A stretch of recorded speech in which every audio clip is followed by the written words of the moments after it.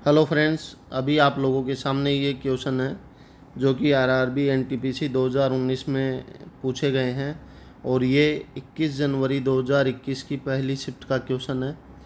तो इसमें आपसे पूछा गया है कि दो संख्याओं का लघुत्तम समापवर्ती 721 है और संख्याएं 1:7 के अनुपात में है, तो संख्याओं का योगफल क्या है। तो इस क्वेश्चन को करने से पहले आप लोग मेरे चैनल को सब्सक्राइब कीजिए, वीडियो को लाइक कीजिए और वीडियो को एंड तक ज़रूर देखिए, जिससे आपको कई क्वेश्चन ईजीली कैसे सोल्व होंगे ये आपको समझ में आएगा। और जो भी student text book application use करते हैं उन लोगों के लिए ऑफ़र कोड है URJD7F। इस कोड का यूज़ करके आप लोग टेक्स्ट बुक पे ऑफ़र प्राप्त कर सकते हैं। इसी के साथ टेलीग्राम पे मेरा चैनल है जो यूट्यूब के चैनल के नाम पे ही है, एसएससीएन क्लासेज। इसे ज्वाइन करके आप यहाँ जो क्वेश्चन कराए जाते हैं उनके डिटेल सॉल्यूशन आपको वहाँ मिलेंगे और जो भी कोई आगे एग्ज़ाम से नई अपडेट होगी आपको वहाँ पर दी जाएगी। तो देखते हैं क्वेश्चन कैसे सोल्व होगा। यहाँ पर संख्याएं 1 और 7 है, तो जब भी ऐसा क्वेश्चन हो और ये ऐसे रेशियो में दी हुई हो तो आप मान के चले कि एलसीएम होगा इनका 1 × 7 × x और ये होगा 721। मतलब यहाँ से x की वैल्यू आएगी हमारे पास में 103। तो संख्याएं क्या होगी हमारे पास में 103 और 721, और इन संख्याओं का योगफल जब इसको ऐड करोगे आप तो 824 आपके पास में आंसर आ जाएगा। तो अब नेक्स्ट क्वेश्चन, इस क्वेश्चन में हमें दिया गया है कि ए अकेले एक कार्य का 2/5 भाग 12 दिन में पूरा कर सकता है, जबकि बी अकेले उसी कार्य का 3/4 भाग 25 दिनों में पूरा करता है। यदि वे एक कार्य एक साथ करते हैं तो वे कार्य कितने दिनों में पूरा कर पाएंगे।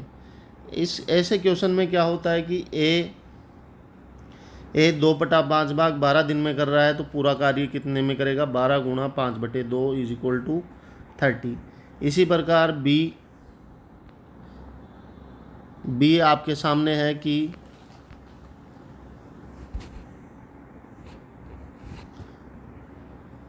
बी 3/4 भाग 25 दिनों में करता है। तो ए का तो आ गया 30 दिन और बी 3/4 भाग 25 दिन में करता है, तो पूरा 25 × 4/3 = 100/3। अब इनका एलसीएम मेथड से हो जाता है, ये बड़ा आसान है कि ए ने काम किया 30 दिन में, बी कर रहा है 100/3 डेज में, तो इनका एलसीएम आ जाएगा 300। तो इसकी ये पर डे का वर्क आ जाएगा इसका 10 और इसका पर डे का वर्क आ जाएगा 9। मतलब ये दोनों मिलके एक दिन में 19 कार्य कर रहे हैं, तो पूरा कार्य करेंगे 300/19। 300 में 19 का कहीं से कोई डिवाइड नहीं होता है, तो यही हमारा आंसर होगा। तो इस प्रकार ये क्वेश्चन सोल्व होगा। अब इस क्वेश्चन में क्या है कि sin 48 degree plus theta minus cos 42 degree minus theta है। अब आप देखिए कि अगर ऐसा क्वेश्चन कहीं भी आ जाता है माइनस का और ये दिया हुआ होता है, अगर 40 डिग्री प्लस थीटा, इस एंगल और इस एंगल का मान अगर 90 डिग्री है और अगर बीच में माइनस का चिन्ह है और साइन और कोस है, तो उसका मान हमेशा 0 होगा। अब वो क्यों होगा मैं आपको बता देता हूँ। इसमें क्या है कि 48 degree plus theta plus 42 degree minus theta की वैल्यू है 90 डिग्री। तो अपन क्या कर सकते हैं, कोस 42 डिग्री की माइनस थीटा की जगह हम क्या कर सकते हैं, cos 90 degree minus 48 degree plus theta, ये हो जाएगा minus sine 48 degree plus theta, और साइन 48 डिग्री प्लस थीटा में से sine 48 degree plus theta minus करोगे तो ये 0 आ जाएगा। अब देखिए नेक्स्ट क्वेश्चन। इस क्वेश्चन में क्या है कि विकास ने साधारण ब्याज पर 1200 रुपये का ऋण लिया, जिसके ब्याज की दर का मान उसकी अवधि के वर्षों की संख्या के बराबर है।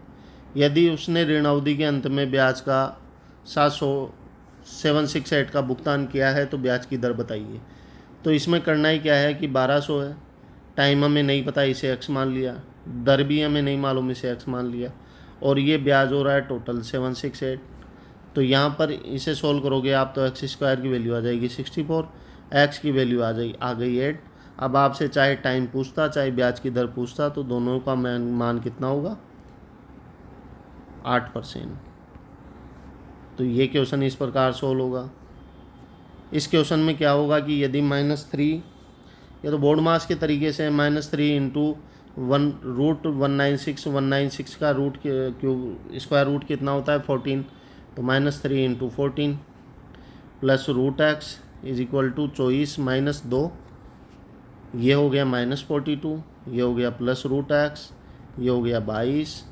√x की वैल्यू आ जाएगी 22 + 42 इज इक्वल टू 64, और 64 का x अगर यहाँ से स्क्वायर रूट हटाते हैं हम तो x इज इक्वल टू 64 का स्क्वायर जो कि होता है 4096।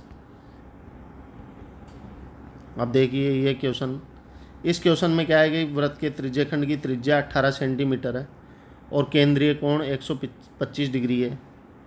तो आप मान के चलिए ये है 125 डिग्री और ये हो गया त्रिज्यखंड।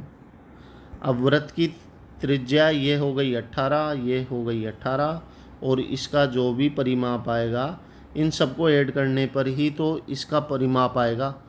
तो इसका परिमाप क्या होगा, परिमाप का पहले सूत्र क्या होता है, परिधि का सूत्र क्या होता है 2πr, लेकिन यहाँ पर थीटा है तो 125/360 और फिर 2r, क्योंकि दोनों त्रिज्याओं से मिलकर ही वो त्रिज्यखंड बन रहा है।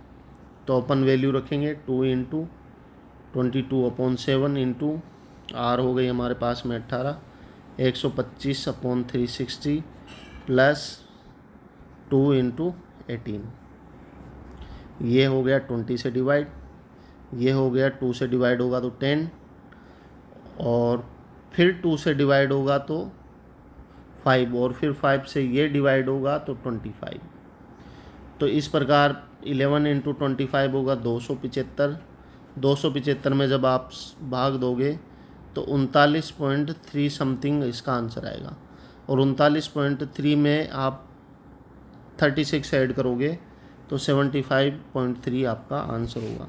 तो इस प्रकार ये क्वेश्चन यहीं पर समाप्त होते हैं। आगे फिर मैं इसी शिफ्ट के नेक्स्ट क्वेश्चन में आपको समझाऊंगा।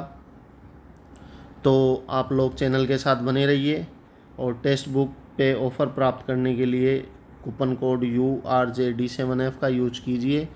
और जिसको भी चैनल के साथ बने रहना है वो टेलीग्राम पे मेरा चैनल है एसेसियन क्लासेज, उसे आप आज ही ज्वाइन कीजिए। वहाँ आपको ये सब क्वेश्चन के डिटेल सॉल्यूशन मिलेंगे। और इसी के साथ चैनल को सब्सक्राइब कीजिए, वीडियो को लाइक कीजिए।